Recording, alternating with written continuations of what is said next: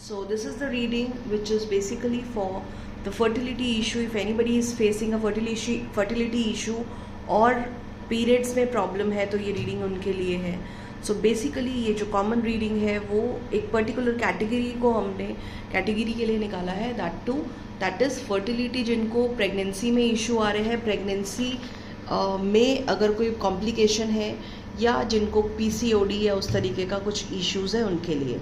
तो बेसिकली ये रीडिंग ये कह रहा है कि आप जो भी चीज़ें हैं वो ग्राउंड लेवल पे करिए, यानी कि अपने रूट चक्र को बहुत ज़्यादा स्ट्रॉन्ग करिए. अब रूट चक्र को स्ट्रॉन्ग कैसे करना है, तो अगर आप कोई एलोपैथी दवाइयों को अवॉइड करिए. ठीक है, ये ट्रस्ट का कार्ड भी आया है जैसा कि आप देख रहे हो कि आपको थोड़ा सा ट्रस्ट इशू है आयुर्वेदिक या होम्योपैथिक में, तो एलोपैथी को अवॉइड करिए क्योंकि कहीं ना कहीं ये कार्ड्स में ऐसे दिख रहा है कि आपको जो है वो लेटर ऑन कॉम्प्लिकेशंस आएंगे जो आप दवाइयाँ मेडिसिन ले रहे हैं. ठीक है, so I hope it is clear कि आपके पार्टनर बहुत लॉयल है. अगर आप अनमैरिड हो तो आपके आसपास का एनवायरनमेंट बहुत अच्छा है. आपके मूड स्विंग्स बहुत ज़्यादा हो रहे हैं जिसकी वजह से आपको थोड़ा सा गिल्टी फैक्टर रहता है. ठीक, बट मुझे ये लग रहा है कि आप जो है वो एलोपैथी को थोड़ा सा साइड करके आप क्या करिए, होम्योपैथी पे ज़्यादा बिलीव करें या कुछ ऐसी मेडिसिन जिसके साइड इफ़ेक्ट ना हो, जो कि अधिकतर आयुर्वेदिक होते हैं या होम्योपैथिक होते हैं.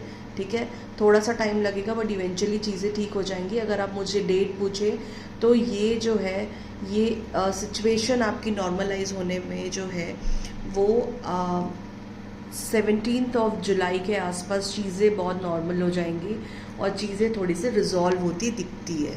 ठीक है, सो थोड़ा सा 17 जुलाई तक अपना जो है वो ख्याल अच्छे से रखेंगे, अपने मूड स्विंग को थोड़ा सा कंट्रोल में रखेंगे क्योंकि आप गलत बिहेव करते भी हो मूड स्विंग के वजह से या जैसे भी आपको तुरंत रिग्रेट फील होता है, आप उस चीज़ को तुरंत इमीडिएटली आप उस चीज़ को समझ पाते हैं कि मुझसे गलती हुई है या मैंने कुछ ज़्यादा बात कर दी है और आप गिल्ट फैक्टर पे चले जाते हो जिससे कि आप बहुत ज़्यादा लो फील कर रहे हो.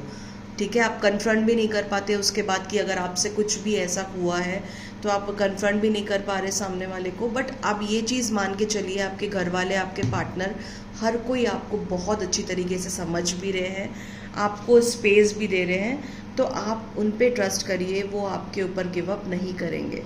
इट्स जस्ट द फेज़ जो कि हमारे हिसाब से नहीं है, वो आराम से निकल जाएगा. सिर्फ सफरिंग का टाइम आपका है 17 जुलाई तक. ठीक है, so take care, have a blessed life and react properly.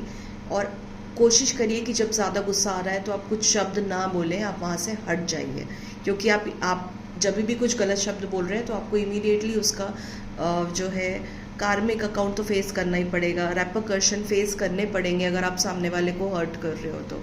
ठीक है, so thank you so much and have a nice day. Bye.